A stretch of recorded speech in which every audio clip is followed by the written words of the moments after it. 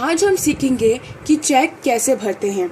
अब जिसके पास ये बैंक अकाउंट होता है उसके लिए चेक भरना बहुत ही अनिवार्य होता है, क्योंकि यही एक माध्यम होता है जिसके ज़रिए या तो आप अपने बैंक अकाउंट में से पैसे निकाल सकते हैं या किसी और के बैंक अकाउंट में पैसा जमा कर सकते हैं। ये जो आप देख रहे हैं ये एक चेक है और चेक भरना बहुत ही आसान होता है। सबसे पहली चीज़ चेक भरने में आपको तारीख लिखनी होती है।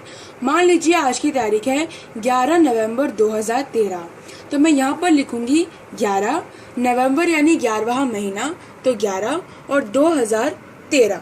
कोई भी जो चेक होता है वो केवल 3 महीनों के लिए वैलिड होता है, अर्थात 11 नवंबर, 11 दिसंबर और 11 जनवरी, मतलब 11 जनवरी 2014 तक ही ये जो चेक है इसका आप इस्तेमाल कर सकते हैं।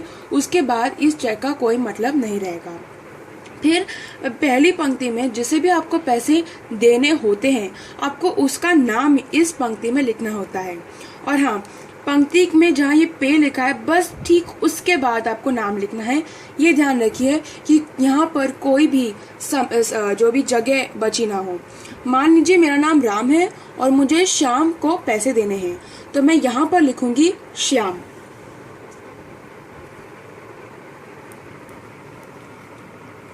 ये देखिए, अब मैंने बिल्कुल भी जगह नहीं छोड़ी है, ताकि यदि चेक जो है किसी गलत हाथ में चला जाता है तो वो इस नाम के साथ छेड़खानी न कर पाए, जैसे श्याम को वो घनश्याम न बना दे, इस प्रकार से। अब हमें जितने भी पैसे देने होते हैं, ठीक है, उसको हम अक्षरों में इस पंक्ति में लिखते हैं और वापस जो हम अक्षरों में लिखेंगे और इस रुपयों में बिल्कुल भी जगह नहीं होनी चाहिए। तो मान लीजिए मुझे शाम को 5000 रुपये देने हैं, तो मैं यहाँ पर अक्षरों में लिखूंगी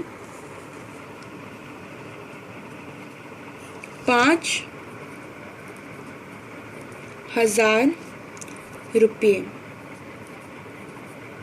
और हाँ, ये लिखने के पश्चात केवल शब्द, केवल ये शब्द लिखना बहुत ज़रूरी होता है और इस प्रकार की रेखा खींचनी भी बहुत ज़रूरी होती है।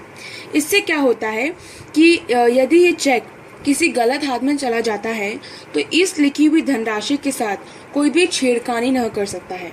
और इसी प्रकार जो भी धनराशि आपने यहाँ पर लिखी है उसे ही आपको इस बॉक्स में अंक में लिखनी है, जैसे 5000 रुपये, और इस प्रकार का चिन्ह लगाना है ताकि कोई भी इस धनराशि के साथ छेड़खानी न कर पाए।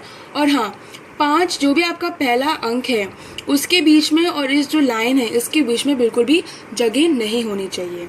अब चेक का मेन पार्ट हो चुका है।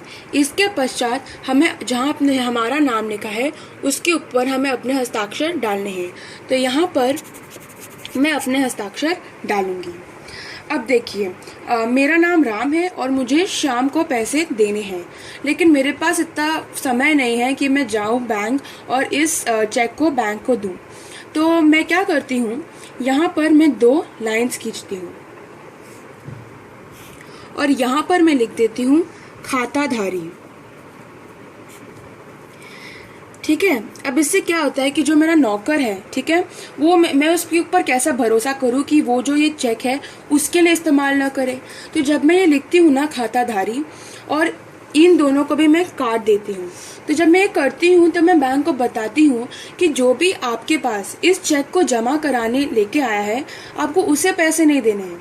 जिसका भी नाम यहाँ पर लिखा है आपको केवल उसके ही अकाउंट में पैसे जमा करने हैं। ठीक है, तो इससे क्या होता है कि यदि आपका जो चेक है किसी गलत हाथों में भी चला जाता है तो भी आपकी जो धनराशि है वो सुरक्षित रहती है, क्योंकि वो केवल उसी बंदे के अकाउंट में जाएगी जिसके बंदे के अकाउंट में आपको पैसे भेजने हैं। लेकिन यदि आपको खुद के बैंक अकाउंट में से पैसे निकालने हैं तो ये जो 2 चीज़ें मैंने आपको दिखाई हैं ये आपको नहीं करनी है। और यहाँ पर श्याम लिखने का बजाय आपको स्वयं लिखना है। स्वयं जो अक्षर है वो आपको यहाँ पर लिखना है, श्याम नहीं लिखना है। बाकी धनराशि आपको जितनी निकालनी है आप उसी इसी प्रकार में लिखेंगे, केवल और रेखाओं के साथ, और यहाँ पर बिल्कुल जगह नहीं छोड़ेंगे। और इसी प्रकार में बॉक्स में अंक में आप अपनी धनराशि लिखेंगे और अपने हस्ताक्षर करेंगे, बस यहाँ पर स्वयं लिखेंगे। तो यदि आपको किसी और को पैसे देने हैं तो पहले आप आज की तारीख लिखेंगे, फिर जिसको भी आपको पैसे देने हैं उसका नाम लिखेंगे, फिर धनराशि को आप अक्षरों में लिखकर यहाँ केवल और रेखा बनाएंगे और यहाँ अंकों में लिखकर इस प्रकार का चिन्ह लगाएंगे। फिर आप यहाँ पर खाताधारी लिखेंगे ताकि ये चेक कोई और नहीं इस्तेमाल करे, और इन दोनों को काट देंगे। यदि आपको खुद के बैंक अकाउंट में से पैसे निकालने हैं तो आप यहाँ शाम की जगह स्वयं लिखेंगे और ये दो चीज़ें नहीं करेंगे। और हाँ, यदि कोई गलती हो जाती है आपके पूरे चेक में, मान लीजिए रुपए की जगह आपने डबल ए ये दो लगा दी हैं, फिर आप इसको ऐसे काट रहे हैं, तो आपको यहाँ पर एक गोला बनाकर अपने हस्ताक्षर वापस वहाँ पर करने होंगे। यदि कोई बड़ी गलती हो जाती है, जैसे आपने 5000 लिखना था लेकिन आपने 500 लिख दिया है, तो पूरा चेक आपको बदलना पड़ता है।